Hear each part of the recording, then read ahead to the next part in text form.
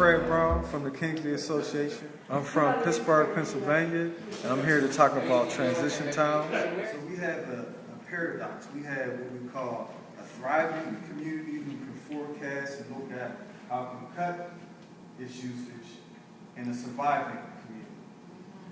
And it's also dichotomous in that this surviving community, in many instances, has the greatest share of energy usage because it's not aware of how to protect itself. It's living in old housing stock, so it's not well weatherized. Its current day-to-day, check-to-check, month-to-month lifestyle doesn't allow it to forecast. And then there's this other community who's looking at that community and saying, well, I'm going to do my fair share.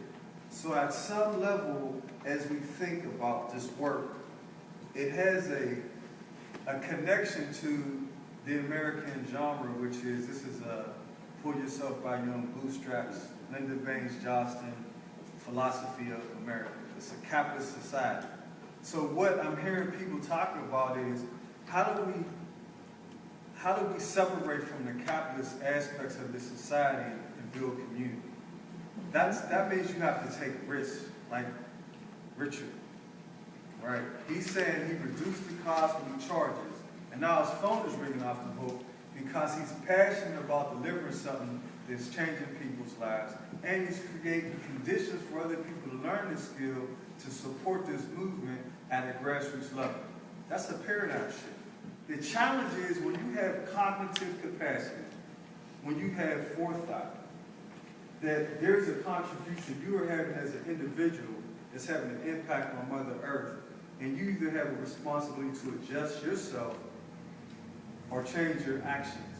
And there's people that you're sitting next to who don't even know that they need to change their actions. How do you build a bridge to them without talking down to them, without judging them, to create a change dynamic? I serve 8 zip codes.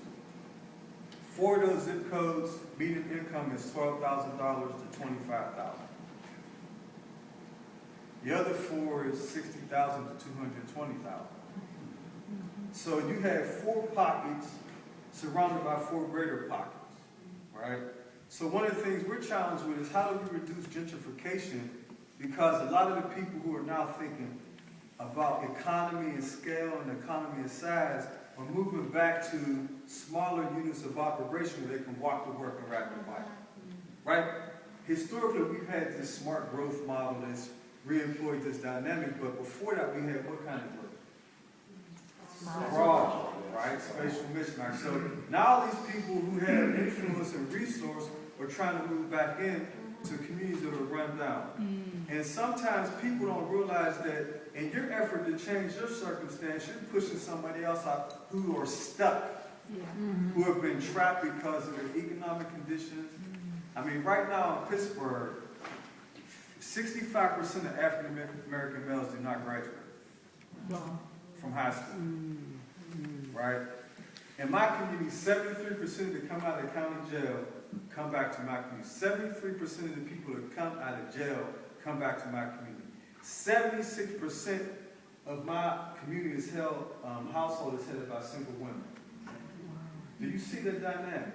I got involved with transitions because it was the only organization that I saw on paper who had from its very beginning this notion of empowering the community.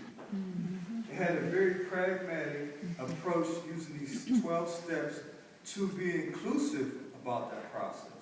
But the challenge with that too is how do you bring these masses of people together who have who figured it out to hold them, to work with the Hispanic population, to work with the African American population, to work with low income population. How do you create bridges that you actually begin to grow those people's capacity to change their condition and empower them to see the world differently?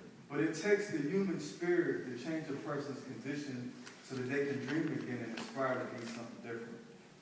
If all I see is people going to jail, selling drugs, taking drugs, not being consistent with their day-to-day operations, and I meet you, I'm confronted with a specific reality. I'm less than. Not by anything you ever said to me, by what you represent. You don't have to do anything to me. just by your appearance and presence. Now, you don't own that. That's a psychological makeup of my conditioning. So the challenge is, how do we create a human exchange with people that we're not judging, yet we're seeking to empower them to see the world through a different lens? The Urban Leadership Institute is comprised of us focusing on 20 families at a time, and we train them in weatherization, resource allocation, entrepreneurial development, financial literacy, and what's the last one? Green technology. We just ordered 4 shipping containers. Everybody know what a shipping container is? Yep. And we've partnered with the University of Pittsburgh's Mascaro Institute, and they've taught us how to make solar panels for under $100. Wow. They've taught us how to make rainwater collection systems, alternative fuel systems, and urban turbines, wind turbines. So what we're doing is we're creating prototypes in the community at the grassroots level and training community residents how to apply them to these shipping containers. We're trying to make the shipping containers off the grid. Right? We train kids in indigenous research methodology. Does anyone know what that is? No. Door to door? Well, no, it's a combination of you teach kids how to assess their community from their lens, and you pitch that up against policy, and you examine the correlation between what their challenges are at the community level and policies that were created that may have a negative impact on them. And then what we did was have the kids create flyers and workshops around the issues, and they went door to door in the community, and they extrapolated comments from the community, and we put that into an SPS analysis, created a number of workshops around that, and we brought 100 of the most influential people in the city in, and these kids did several PowerPoint presentations on each one of the senators or congressmen, voting history and how it had a negative impact on their community. Wow. Then we took those kids to Harrisburg and they presented on Capitol Hill. Then we took them to the DC and they presented on Capitol Hill. So what happened is, what we were also trying to teach the kids is how to network. So after the 3rd year of doing that, our kids had the ability to call most of the senators and congressmen directly and request internships and things like that, which is how the game is played. You have to teach these people, and these people that are at a disparate impact in the community, how to leverage their resources and capacity to change their condition. That's empowerment. Absolutely. So after several years of that, we had 85% of our kids in our first year go to college. Some of them wanted to be attorneys, some of them did environmental justice work. Now that was from humble beginning. So our goal is to seed the community with green technology. So when you walk into somebody's house and you say, do you know what your carbon footprint is? And they go, yes, I do. And we're trying to work on changing that.